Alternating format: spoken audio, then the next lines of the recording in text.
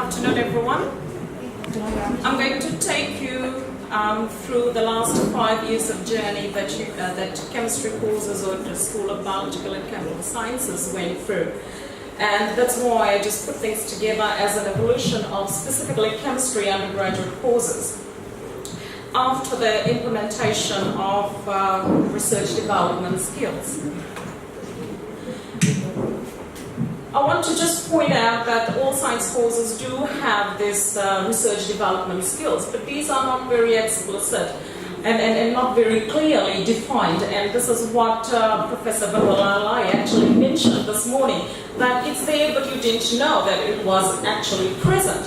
So these were not very clearly stated, identified. And we, in the previous times when we were going through our student days, these skills were hidden. And this was learned through trial and error methods, through laboratory work and assignments. And if we did have guidance, it was only limited through only oral communication and probably some comments, not detailed, but some comments through lab reports. So what happened is when we got introduced to research development skills, we got so excited. And this is the pentagon that actually helps us or helped us develop, because we thought that the central aspect of the development was all based on embarking and clarifying right at any stage of the development. So we decided to adopt this research development skills, but we wanted to make sure that we don't change anything within the content. So we developed initially the marking rubrics for just the lab reports. And this is one of the first lab marking rubrics that I designed. I know it's very tiny, but what I want to point out through that we tested on pretty much all the research aspects. The only one that we gave very little, or I gave very little priority to in terms of marking was find and generate, because you know that all our labs actually have a proper recipe given, and the students use that recipe to generate the data. So most of the focus was based on having how effectively they followed the procedure and how they generated the data, but all others actually had a major component and mark associated with it. So what we had was all a major, all facets were pretty much assessed. Oh, I forgot to mention, this is what we did, like what Natasha did. Even though the students didn't understand the facets, we actually put them out clearly as what the components were for the students who actually understand what was expected. So we made sure that all facets were addressed at every stage. And more so, the exercises promoted a lot of other things that was part of the graduate attributes, that's like teamwork and doing individual work, to be able to generate data and analyze this and think critically. Most of our labs, and Dr. David Rohindra is here, we do understand that we've put in some of the emphasis in most of our prac works is in terms of specific consciousness, ethics, discipline, making sure that the students attend. Even though we have about 75% lab attendance requirement, we make sure that the students actually, or we force the students and encourage the students to attend all the lab reports and do submit on time, of course, professionalism and ICT skills. But what we realized was, and I personally feel, that we were not achieving what we wanted. So it was a good idea that we had a brainstorming just before lunch, that we looked at the weaknesses and strengths of research development skills. So in order to make sure that these skills were incorporated, we went through a number of changes in order to enhance those skills. And the first one, I've listed them down, there are a number of them, but I picked on 4 major ones, and I've listed them down as number 1 as mentoring students. Before, some time back, we used to have graduate assistants. These are our freshly enrolled master students who would help us in supervising our first year, second year laboratory classes. We realized that these are the students who were still learning the research skills, and it was quite not very effective to have them in the first year classes to enhance with the laboratory hands-on skills. So what we have done now, and thanks to our head of school, now we have senior academic staff and experienced staff who are as supervisors in the first year and second year laboratory classes. So these are the people who provide facilitated guidance of important hands-on experience and hands-on research skills, so that they would use it at second year, at third year, and probably in their master's level studies. The second thing was communication skills. This is something that we thought was one of the major components that we needed to focus on. Now, in spite of the fact that the students know how to write lab reports, they won't really put in the correct format, they won't put in the required information. So before, we used to put in relevant information, a sample lab report, and all the requirements, and yet it didn't work. So what we started to do, and this is what I have done in all the courses that I teach, the first lab report that we get, we actually mark them, and marking in very intensive. We put in comments, we put in this information is missing, you have to analyze the data, but this is how you analyze. And then we put in specific questions like, you have to compare your data obtained with other students in the group. How does your data compare with other people who have published in the literature? Is it anything comparable? How does it compare with the literature value that is given? That sort of questioning things, so that they could enhance their writing. So the first lab report is marked with all the red marks and comments, but the marks are not given. So the students are given an opportunity to go and fix it up, and we say, this is how you are going to develop your next couple of practices that you are going to run.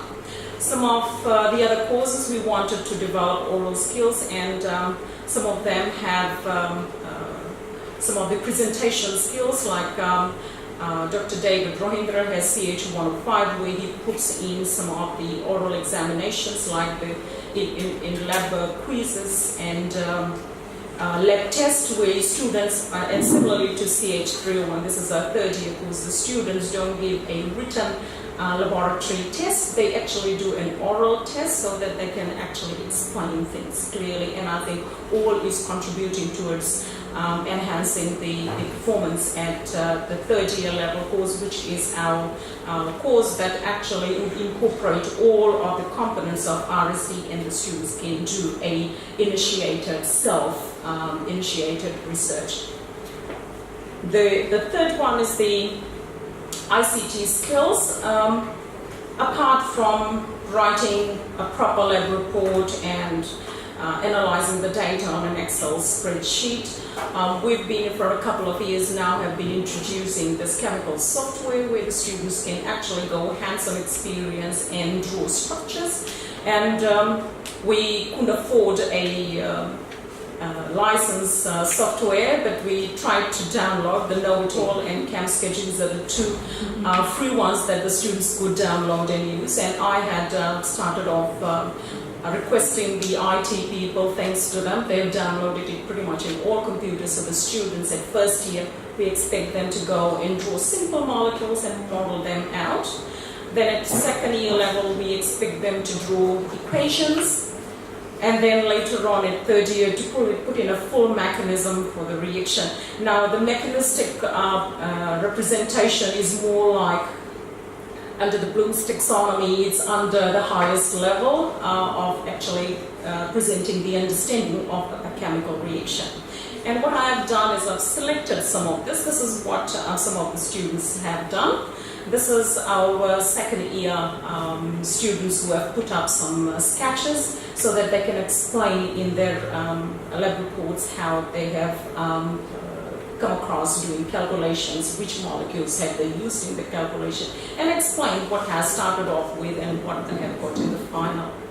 This is an example of a lab report that actually incorporates Pacific consciousness here.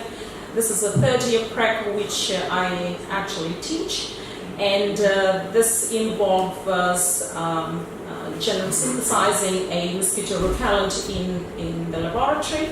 And I expect the students to show in terms of mechanism, in terms of individual bond breaking, bond formation process. This actually gives a detailed understanding to the students as to how each reaction happens, which atom actually forms a bond with what atom, where the bond breaking process happens, where the bond formation process happens. This actually leads to deeper understanding of the reaction or the chemistry that they are doing. This is one of my third-year students who put this up. I know it's not coming out as clearly as I would have wanted to, but I am happy that they have put across something and they have presented to me their understanding of what is happening. This is another student who gave a much clearer representation, actually gives a different, a detailed reaction again. And this is one of my very good Solomon Island students. I tell you, I'm very impressed with them. The last one that I have, we have put across to actually enhance this RSD skills is using a variety of assessments. One is, this is the one that Dr. David Rohindra uses very often. My apology, I really wanted to put a video up here, but I couldn't find one because what had happened is after the marking, everyone returns the video back to the students, and now when the students are all gone, it's very difficult to get a copy back.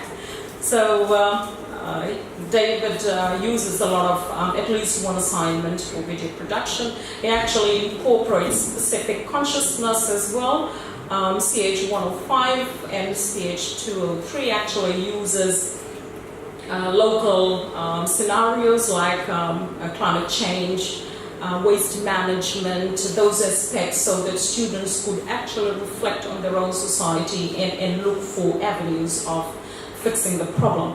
That includes taking pictures, going out, doing groundwork, writing the script, narrating the script, so it all accommodates, even though we do not assess this video production in terms of research development skills. It's more to enhance creativity and broadening the thought process. This is the section where I wanted to actually go back to what the minister said this morning, is pushing boundaries and forcing the students and increasing curiosity in the students and opening the mindset. And I am very grateful to Dr. David Rohindra for starting off with this sort of assignment, so that the students have been can be pushed to develop creativity and curiosity, and develop all graduate attribute or outcomes in the students. Apart from that, we have oral and written tests. These are laboratory skill tests. They actually do it and explain to you. Some of them are written, but most of them are just oral. We have questions that actually have been changed. What we have done is the questions have been so to reflect inquiry learning, so that the students can go out, do some reading, and then come back and answer those questions. I've also, with the help of Professor Dorothy Spiller, have been able to incorporate a lot of questioning techniques, and in one of the assessments, I had put in a question as a scenario, and I had asked the students to put in their questions. What can they ask, or what sort of questions they can ask from a particular scenario, so that they actually end up questioning and learn how to question in certain situations. Because unless and until the students learn how to question, it's very difficult to develop the research skills. But the major challenges is to do with dealing with mature students. especially when they are not based on campus. And we had a number of courses based in Samoa where we had to actually go and do a lot of reading and help them with their assignments and lab reports in detail. One of the ways that we help our students that way is sitting down with them, especially in small groups. And with one of my students, I know we've been, one of my Solomon Island groups, we actually sit down in a small group. I explain in English and the student would explain in his or her group in their language to make the learning much more easier. And we realize there's a number of advantages of using RSD, and I think a lot of those that we have brainstormed earlier on. The student, I've done a quick survey just a couple of weeks ago when we finished up the semester. This is my CH1 or 2 student views, and some of them have given up, just selected 3, but most of them think that it's very clear. I asked them if I could change them, but they think it's a good exercise. It's well organized, and one of the students mentioned that I should actually put in the number of citations and references that we need to put in the lab reports. So this brings us to what we have gone through. We still want to change a number of things, and I specifically want to follow up with what Dr. David Rohindra does. He's my colleague, and he's the associate dean too, so it helps us to be in a team and make a good progress here. That's why sometimes time is actually a constraint, but we're all working towards that. Thank you.